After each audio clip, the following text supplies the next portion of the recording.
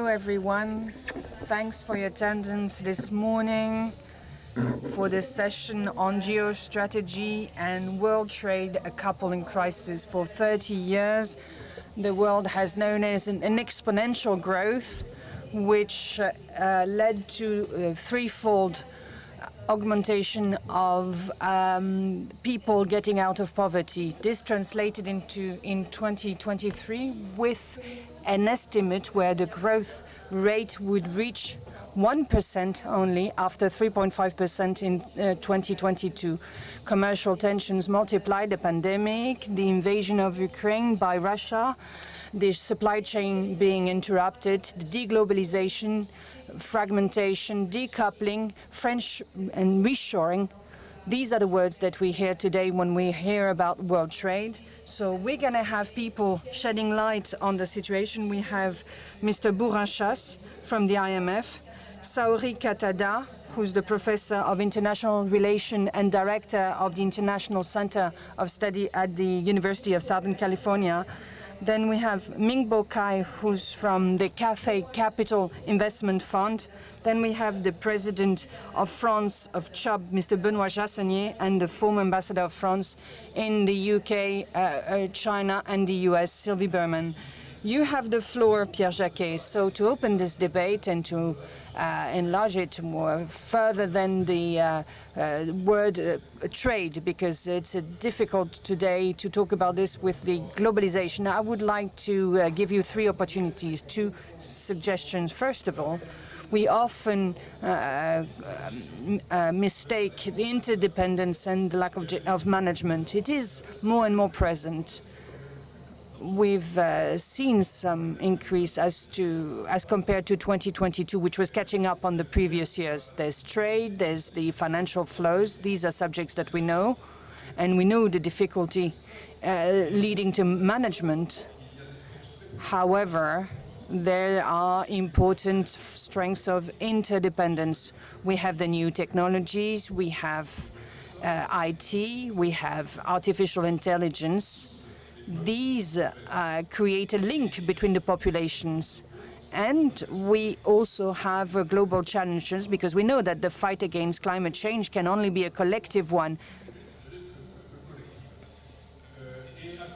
Besides this reality of interdependence that is changing, we have a relationship of interdependence that is in crisis because it relies on institutions and agreements that have become outdated due to the deep changes that have undergone. We have emerging countries coming up, but not only. We have the large and great financial crisis as well.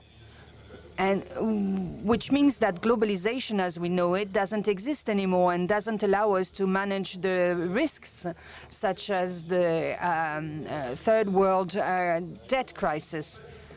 And so it prevents us from talking about deglobalization. However, the management of globalization is in crisis, and this is where there is an issue. Second proposal, the myth of the happy, successful globalization is no longer applicable. When we say that globalization is good for everyone, it's not the case. We know that some happy few benefit from it. Some, collectively, most countries do, but there are some population groups that are not profiting from it, not benefiting from it.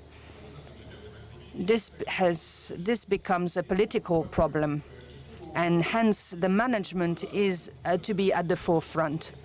So to have a successful globalization, we have to create a new form of a utopia that understands the importance of collective action, and this is a fundamental issue. We have to change the narrative. We have to show how globalization can allow us to live better, and that implies an important role from the public powers and authorities.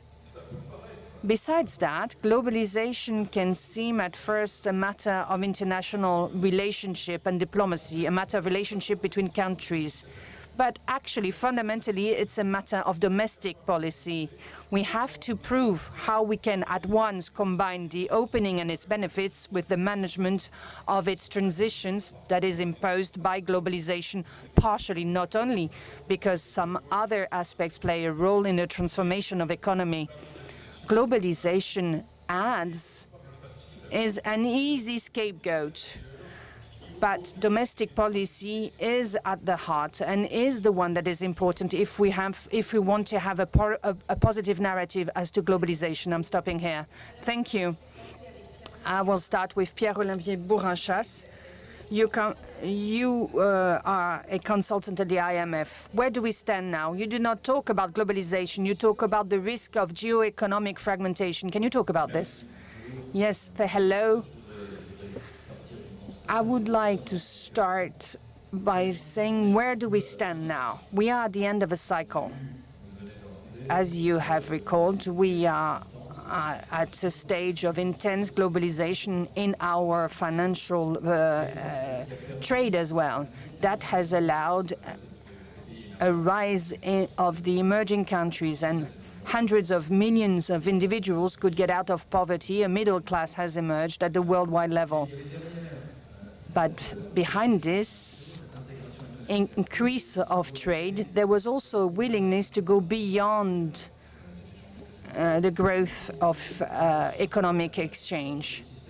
When the system is setting up at the end of the Second World War, international institutions such as the World Bank and the IMF were set up. The idea was that trade would allow a convergence of values, that the society would improve and adopt more or less the same operating methods. That's a first situation. We do not have a convention of values that coexist. We have different forms of organization of society. That's a first point. And this stage being set, we see that it has become a threat, this diversity. This is what we sometimes call the trap of Thucydides. When we talk about the Peloponnese War. So that gives more importance to the world economy and the governance and decision-making authorities. This is something that is difficult to implement. Another thing that recalled Pierre, we've had a globalization that was quite well controlled. We've had distribution efforts that were quite strong. And especially in countries in the advanced economy, we often talk about the China shock, the opening of international trade with China that has led to a form of poverty in regions that were more exposed to trade with China. And then we have a rise of populism on the right-hand side of the political exchequer. We could find more space for the emerging countries, and some want to protect the domestic population. So we have a form of alignment of populism, which is not only to be found in the US. We find it elsewhere as well. What we also have, the emerging countries themselves, they benefit from globalization that took place. They would like to move forward and carry on, but not in a system which seems to be full of inequalities. So they want to have alternative mechanisms. We see, for instance, financing mechanisms for emerging countries, between emerging countries, like the BRIC, for instance. And that's an important trend. This is not only going up to 5 years ago. It is dating back and is due to last. It's like a shock, and especially the invasion by Russia of Ukraine shows how much there is a transition nowadays. The conflicts are unveiled, and we have to manage these tensions. That's the first point. We are at the end of a cycle, so we're entering a new cycle, and this new cycle is characterized by what we call at the IMF the geo-economic fragmentation. We see a rising of tensions and restrictions with regards to trade, and we wonder about the reconfiguration of these commercial exchanges. For instance, we have rising sanctions on the use of technologies, the sharing of technologies. That is an important vector of growth and convergence in the world. We see that there are restrictions in terms of world trade between China and the US, but not only, with other countries as well. We see effects on investments, on capital flows. For instance, in April, this is something we saw. The direct investment flows, and that has been the case for some years, but this has been rising. They are more and more determined by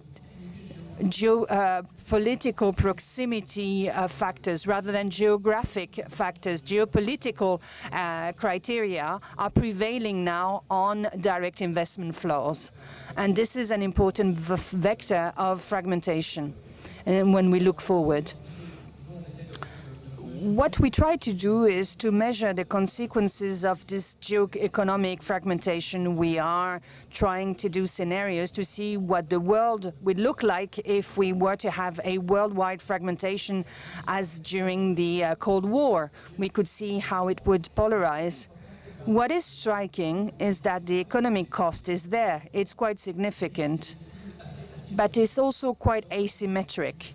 In the studies that we carried out within the IMF, what we found out was that the cost was disproportionate and relies on the emerging countries. These are the ones that will be the first victims, partially because they're very much open. So closing them up will entail a lot of constraints, and they need technological progress, and they have a lot to win from world trade. This is what we see with the current developments. The last point, and then we'll go back to some of these subjects, but I don't want to keep the floor too long. Something that my colleague has just said, we shouldn't over-dramatize the situation. We see this long-term trend. We have to be careful. And as an international institution, we have to be the watchdog of the international economy. We have to make sure that it is as much productive and that it generates as many benefits as possible. So we want to fight against this effect. But we are at the beginning of this process, and commercial exchanges are quite high. And I will give you an empiric observation which is quite significant. When we talk about fragmentation, desegmentation of the world economy, we would think that there would be a Western bloc and a China-centered bloc with countries that are closer, politically speaking, to China. But when we see commercial deficits in terms of balance of trade in 2022, well, the countries that had surplus they were China, Russia, oil-producing countries, and those that had a deficit, namely those borrowing from these countries, were the Western countries. So we still have strong exchanges between these different regions of the world, and I will stop here. Thank you, Pierre-Olivier. I'm going to turn to Sylvie Berman. You are previous ambassador of France to UK, Russia, and China. You were ambassador during the Brexit that was considered at the time as a period of fragmentation and deglobalization. Pierre-Olivier has mentioned the populism as a rejection of globalization. What is your experience? How do you perceive the current developments? Well, we present the topic of the roundtable, geostrategy and world trade, a couple in crisis. But in reality, we have worked, as Montesquieu said, with soft trade, saying that when trade is smooth, then the morals are smooth as well. Everything goes along smoothly. But we've seen that this is not the case. We are at the end of a cycle, as was said, and we are at the end of an illusion. What that means that free trade, we would think that free trade would favor democracy, and this is not the case. We would think that all countries would live according to the American system, along the lines of economic liberalism and democracy, and we see that the development is rather the reverse, with the emergence of autocracy. Amongst the 3 countries where I have lived, I've seen the effects of trade in terms of geostrategic evolution, the first of which is Brexit. It was a surprise for everyone, including for the Brexiters themselves in the UK. A lot of British were saying at the time, no risk. They would take Napoleon's formula, we are a nation of shop retailers, and the economy will prevail. And it was the opposite that happened. We had reactions that were totally irrational, where the identity, the fear of immigration, the fear of the others took over. And we had the Brexit. And we see year after year the impact it has on the economic issues. And this is what's ended this smooth trade era. And the UK was actually a symbol of this. It embodied this. We are somehow in a Cold War where the heart is precisely trade, economy, finance.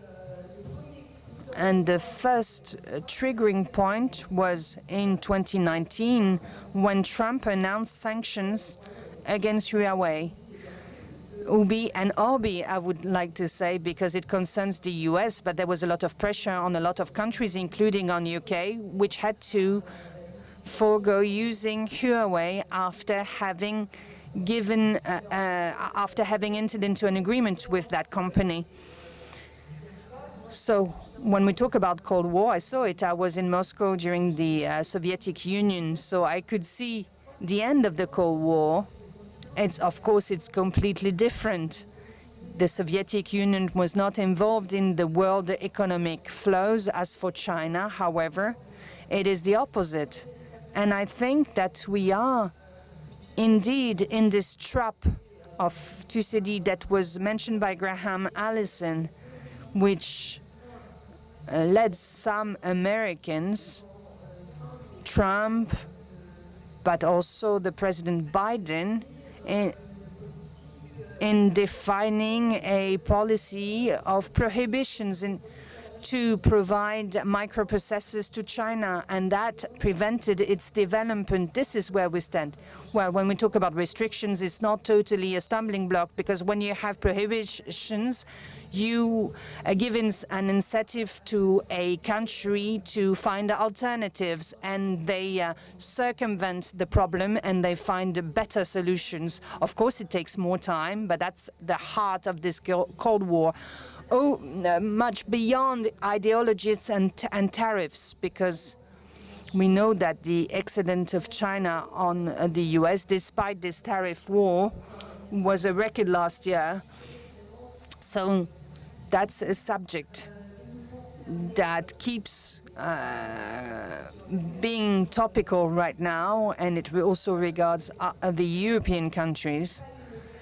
It's not a total full-fledged war that is being waged, because on either sides we want to keep things peaceful. After a visit of 4 days of Janet Yellen, for instance, Secretary of State of American Trade, she obtained some outcomes, and even though there was no real breakthrough, there was a political will to make things more peaceful.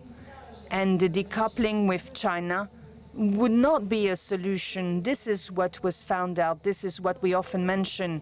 The EU has a less violent formula when they talk about de-risking as regards to China. And this has a lot of sense. It was seen during the health crisis. We depended on China for some strategic products. At the same time, and I won't talk about the Cold War, but the hot war at our door, we are in a period of reciprocal sanctions. And this was seen during the Cold War as well. The EU to defend itself from these problems with China, because China used it often. There were some reprisals from for the regalium and rare metals.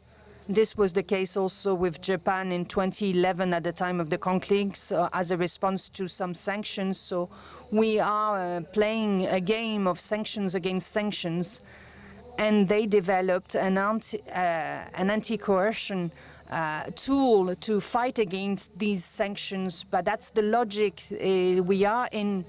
we have entered an endless system of back-to-back sanctions from US to China, with Japan, Australia, and the EU. And this hot war being waged in Ukraine was an eye-opener in terms of tensions. And the first reaction was to issue sanctions against Russia. Well, less involved into world trade, but still, Russia was the provider of gas, of low-cost gas, and Germany had built all its energy supply chain around this. Its safety was based on NATO and the US. For energy, it was based on Russia, and trade was based on China. So it needed to undergo a facelift. We are talking about Die Wende. This was the word that was used by the German Chancellor. So they had to change their strategy, and they are reviewing their whole international policy. So we are at the end of a cycle of an illusion. We can't stay where we are. We have to build something else. We have to multiply exchanges, because trade is all about exchanges. And I will wrap up before my time is running out with a Chinese word, which is weiji, which is the first criteria. Threat, and the second character is opportunity, because we have to renew hope here. Thank you.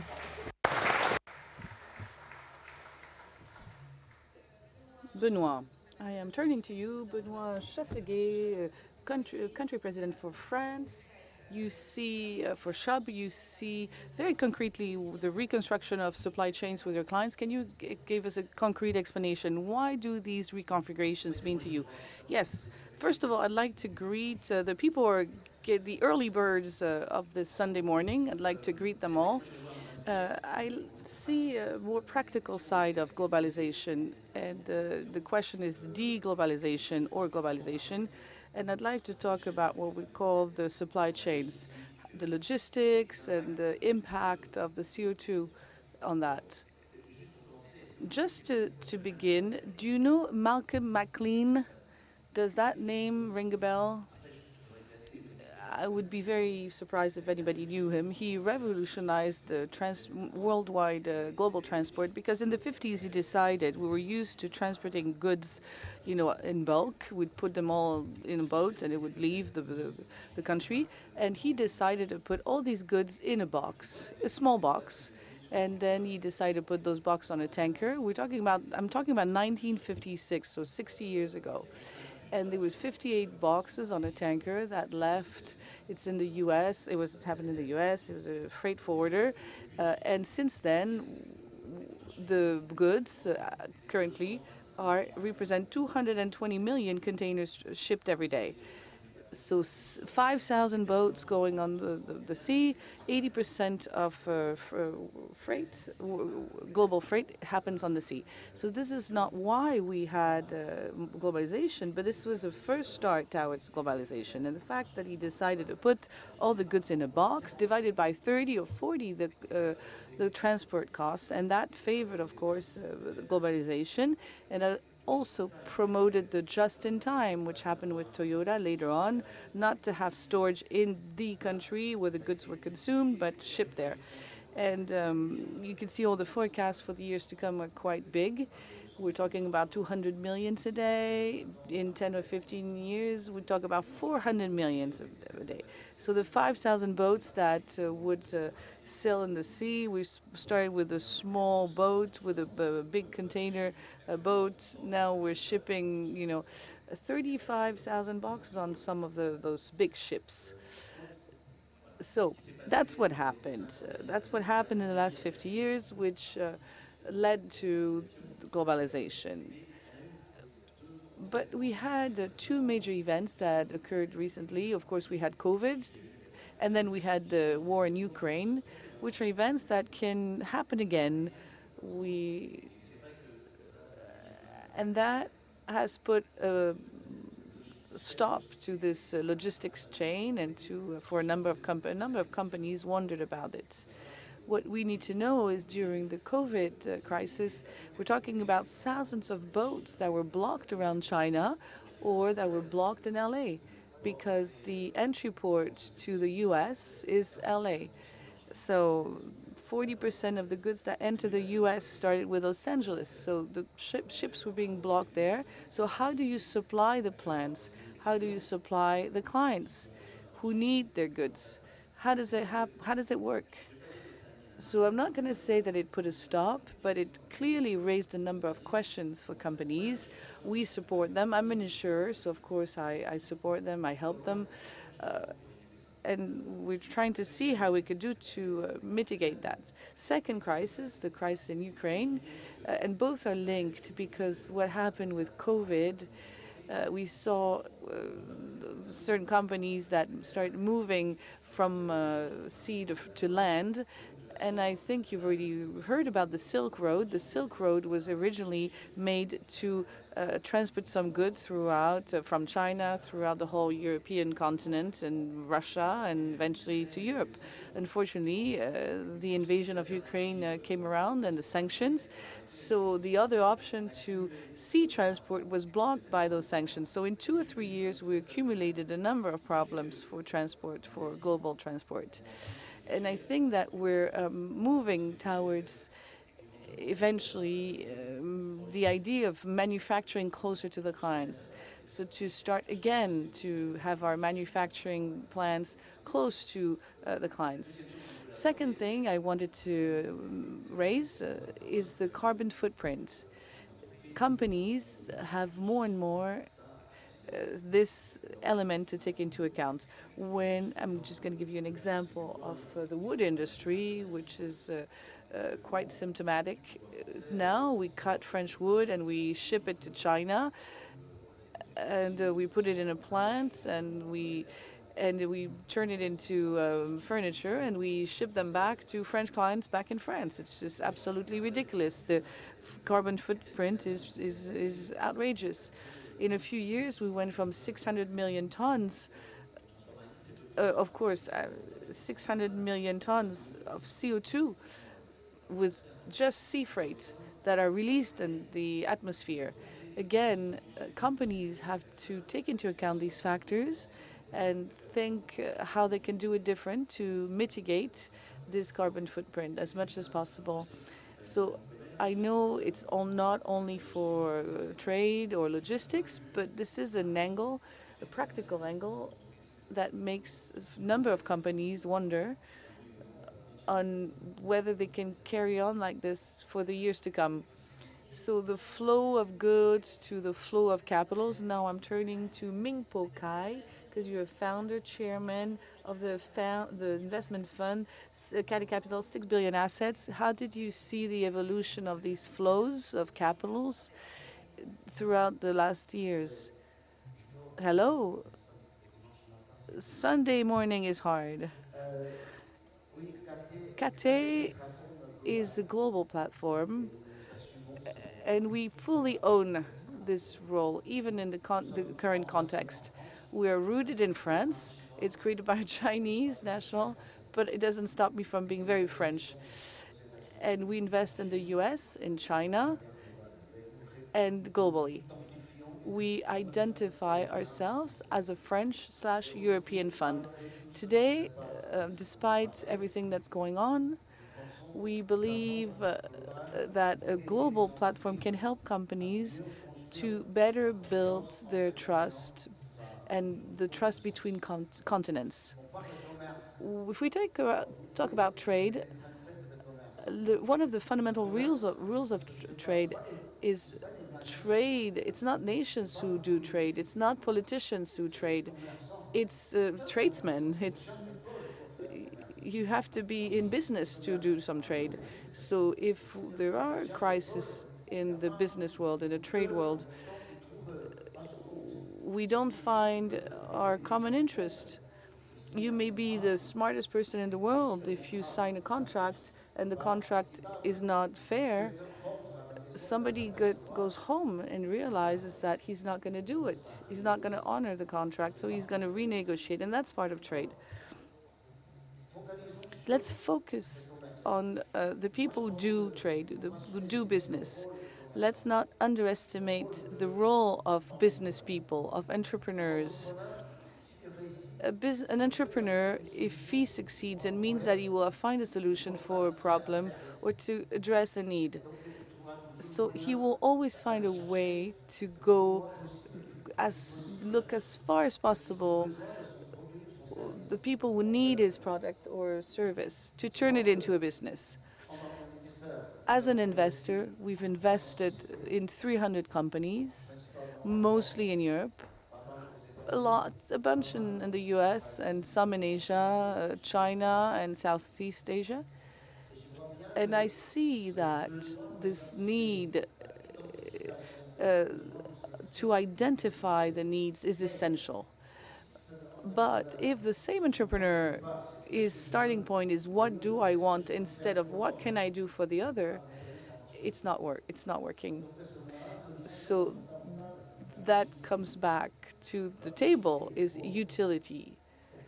What use does your client have with your product or service? And in trade, we have 4 verticals with 6 billions. You know, you can have fun and you can do a lot of analysis. You see the vertical, you see the digital. The digital tools take you even further away from an energy point of view, healthcare point of view, fintechs. And today, I could see that before you would do business and you would make a profit. Today, if you don't, and that would be enough. Today, you have to wonder about the consequence that you created for your environment while you were doing the deal. For example, in industry, you have industries that have supply chains. They build big plants and they export their CO2. So the consumer yesterday, Rodolphe Saté took the example of flying some kiwis from New Zealand or Australia to Europe. We don't realize, but you have to realize, in fact, where it comes from. And as an investor, we went to the core of the subject. What positive impact do I have to integrate in my business model? And it's just not a marketing phrase. It's you're my neighbor. We do business together. So I'm going to make sure that in 5, 10 years, you're proud to having done business with me. And that is something that geopolitical people do deal with geopolitical forget. They have to bring back the human on the table because it is about a human relationship at the beginning. It's not that I don't believe in a relationship between nations, but after 33 years lived in France, I'm from Orléans now in France, for those of you in the room who, and France makes a better Chinese man of me.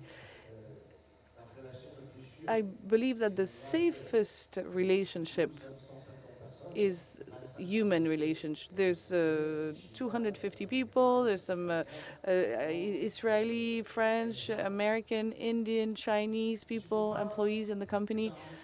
I cannot guarantee anything else, but I've always guaranteed my investors 80% of the money comes from Europe, and the people at Kate are good people. What does that mean?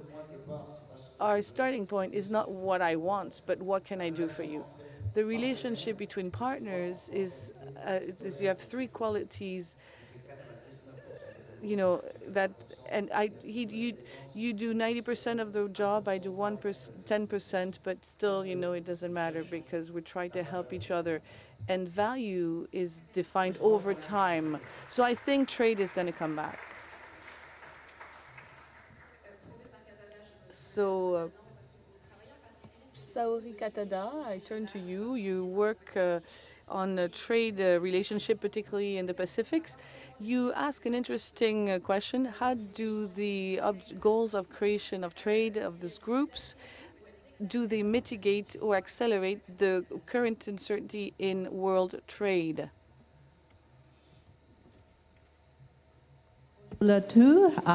C'est un grand honneur d'être ici. And that's the extent I can speak French, so I apologize, but I would like to speak in English. So now I would like to focus a bit on the nation state side, coming from the business perspective. And when we were formulating this panel, the coordinator told us to think about this incompatibility between the trade globalization and the fragmented politics, the political system. And this was from the theories and the studies of Dr. Allais. And he actually, at that point in the 1980s, talked about the regionalism, use of regionalism integration and regionalism institutions as one of the solutions to mitigate this incompatibility with the two, globalization and the political fragmentation. So in that context, I would like to make 3 points about how the regional integration, regional kind of arrangement at this point in the context of in the Indo-Pacific is working, or whether it's going to be a dangerous thing to moving forward. Before talking about making 3 points, I would like to make sure that you understand, that everybody's in the same page in terms of how Indo-Pacific is quite important. About 60% of the global population and 60% of GDP, global GDP, reside in the Indo-Pacific, with 2/3 of the trade working there, and 90% of the emerging middle class from now to 2030, according to the EU calculation, would reside in this region of Indo-Pacific. So first of all, this is the kind of how we conceptualize regionalism and regional arrangement in the context of today compared to the 1980s, but which is the concept that Indo-Pacific is not really geographical in nature. And Dr. Jaconet has already kind of talked to us about that. It's a kind of arrangement that consists of the kind of like-minded countries, governments, which can be unilateralism, plurilateralism, various other arrangements, especially of the free trade agreements like the RCEP and CPTPP, while this could be take other style like the Indo-Pacific economic framework that the U.S. has started to promote since a couple of years ago. So this is the kind of, this has a distinct membership. Obviously, who to exclude is quite important. But also it has a function to evolve over time. So RCEP has a renegotiation kind of agreement within. Obviously, CPTPP is expanding. UK is going to be the official member of it in a couple of weeks, I understand. And I think Ukraine just applied officially to join CPTPP. So in some ways, as I mentioned, it's not a geographical in nature, and it's evolving over time. And one important thing about this is it's a rule setting and rule abiding kind of institution where the rule of the game for the businesses and for the government is being discussed, negotiated, and agreed upon. The second point is then what the goal of this, or how, who is it serving? In many ways, in the context of the Indo-Pacific, many of the emerging economies has had the tradition of pursuing growth. Economic growth is still a very, very important and a critical part of what they pursue, the government, businesses, people, all alike. And in some ways, trade integration is a very important part on one side. At the same time, sovereign control, the government's control over the process of it, has been quite an essential part of this. For a long time, East Asia has had ambivalent feeling about neoliberalism and the reforms imposed by the IMF, I'm sorry, but other kind of advanced nations, and they want to have more control, but with the kind of integration and economic trade involvement and trade expansion in mind. In that context, RCEP, Regional Comprehensive Economic Partnership, which came into effect about a year ago with ASEAN 10 members, plus 5 countries, Japan, South Korea, China, as well as Australia and New Zealand. India just kind of left the RCEP negotiation just before it concluded. But anyway, RCEP is an important example where it's a very inclusive institution, even though it's geographically defined. It covers the supply chains, which are very important for the region, And it takes ASEAN centrality, the small countries being a central part of this. Even though it's been discussed as a China-centric arrangement, it is the ASEAN that actually drove this. So altogether, that type of arrangement, being inclusive, being considerate of all the countries which has a very different level of development is very important. And finally, the third question is, how about China? Where does China fit in? Obviously, when we count count all the GDP growth and all that in the Indo-Pacific, China is included in it, but how do we see it in terms of the geoeconomics of this region? The rule-based order is very crucial for China, for the world, and integration of China into this. The world has been trying this for quite a few decades now, and it continues to be the case. Especially the kind of new arrangement like IPEF, this is the US-led effort of Indo-Pacific Economic Framework, is to make rules that others will abide by, and that should spread around the region. And also it's a way to mitigate the risk of over-dependence on China. So that in some ways it's really crucial to incorporate and integrate, engage with China, but in a way based on very explicit rules. But at the same time, obviously, there is an emerging sense that China has to be kept in check. And the G7 meeting in Hiroshima just a few months ago has already discussed the fact that there'll be some kind of the collective security on the economic front is emerging, where there'll be a lot of effort on the part of G7 members as well as the like-minded countries to work against economic coercion being imposed on other countries by China's economic might.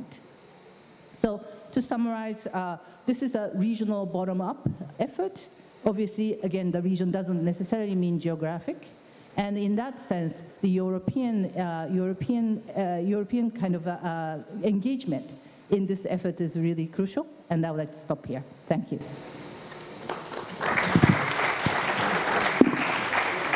Merci beaucoup. Thank you very much. After taking stock of all the situation and having talked about all these transformations, we're going to see how can we trust the world system. What is the role of international organizations within this framework? Mr. Chasguet, you have the floor. Yes, I would like to react as to some of the observations made by the other panelists. I found them very interesting, especially a first point on the climate stakes. How are they threatened by the fragmentation risk of world trade? And what I found interesting, that was pointed out by Benoit, we are seeing a reshoring trend with a direct effect. It will reduce CO2 emissions related to production chains that were very extended, with raw materials or intermediary goods crossing the ocean several times. So there's a silver lining in this. But there's also a danger, an important danger at two levels. First of all, in this new cycle which we're entering, we are seeing a re-emergence of the role of industrial politicians. They have their place for strategic safety when facing economic threats that a country can face. But they also have their place in the against the backdrop of energy transition, where a country needs to commit investments and large infrastructure investments, and to define international and national strategies. This re-emergence of industrial politicians is combined with a re-emergence of form of protectionism to the detriment of trade, of exchanges. When we talk about added exchanges, we see that there's less of it now, and that will be a problem. Also, the production of renewable energies, that's another subject. So to reach our decarbonation objectives for which we made commitments within the Paris Agreement. That requires a lot of investment efforts in windmills, in solar panels, in fuel cells, and that requires from us to have access to minerals and raw materials whose access is very unequal. The International Agency of Energy says we have enough raw materials to go through this transition, this energy transition. However, it's not a uniformed access, and we need to favor commercial exchanges. And if we were to have restrictions on raw materials, then we might not make it, or it might take too much time. So there's a real debate at stake here. I would like to follow up on the role of international organizations as well. The role of international organization, we talk about macroeconomic, financial crisis and so on with the IMF, but the essential body is the World Trade Organization, obviously. It is an organization which hasn't worked properly for some years. It has encountered a certain number of problems created by the member states themselves because they want to circumvent the world trade rules and do something else. And this is a real subject. We have a system based on rules of conduct. When we talk about world trade, there are rules to abide by and warnings and reprimands if we do not abide by them. So when we talk about regional agreements, what would happen if one country does not respect the rules? There should be some systems set up. And this is why we talk about the rules of the game, the rules-based institutions. And at the World Bank, at the IMF, and the WTO, how do we think about this? We have to understand that we're entering a new cycle. So we should not carry on with the previous trajectory. We've had some defaults, some imperfections that were outlined previously. So we should have a pragmatic approach. There are subjects, stakes, issues that are very important. The climate change transition is important. The problem of the debt as well. And over-indebtedness for a lot of emerging countries that cannot face their repayment deadlines is important as well. For the global world, this is important. For all the authorities, we need to work together, to carry on working together, to enter into agreements and to move forward, even if on some other subjects it's more difficult to do so. What we hope is that gradually, progressively, we will be able to rebuild or to grow trust, the trust that could exist in the past, and sometimes it is lacking amongst governments. It requires time. And this is a bit what was mentioned earlier. We need to meet with them. We need to have conversations with them, discussions, and a willingness to move forward together, hand in hand, in the right direction. And then something, last but not least, something that is really important. We talked about the notions of friendshoring or reshoring. It is important to take into consideration what we need to do. We need to have a more robust system when we are facing shocks, especially for value chains, when we've had value chain crises as we've had with the pandemic. We need to be more robust, but that doesn't mean that we should reshore production domestically. The economic system is more robust, but it's very much dependent on the domestic shocks. So the future is in diversification. That's the basic principle of financial theories. We need to have a portfolio of assets that is diversified, and we cannot have all the eggs in the same basket, basically. We should have, this is what we see with multinational companies. Progressively, they adopt this logic and they diversify their supply chains. That doesn't mean that they bring everything back home, necessarily. Do you wish to react to the solutions for the future? How can we instill trust in the world system? The world system We've talked about WTO as being undergoing an important crisis. But the world system doesn't work either. The Council of Security is at a standstill with the war in Ukraine. So we will need to rebuild this world. And to do so, we'll have to set up a multipolar system. We've talked about the rivalry between China and the US, but we also need to have a global South to be taken into consideration. In all continents, it needs to be taken into consideration. They don't want to be aligned with such and such country. Most of these are a member of the G20, and that's the international body that still exists. And certainly we'll have to discuss about the reform of the Council of Security for these countries to have their voice heard. We need to have discussions. We need to have contacts. We've talked about trade, but what about tourism as well? It's very important to keep getting to know one another and not ignoring one another, as was done during the health crisis in China. This is also related to perception, to understanding. It's not really a matter of reality, it's how we perceive things. Pierre Olivier said it very well. When I was 12 years old, I saw things in a way. Now that I'm an adult, I see things differently. And I would like to say that when from here we look at China from a certain angle, we watch TV, TF1.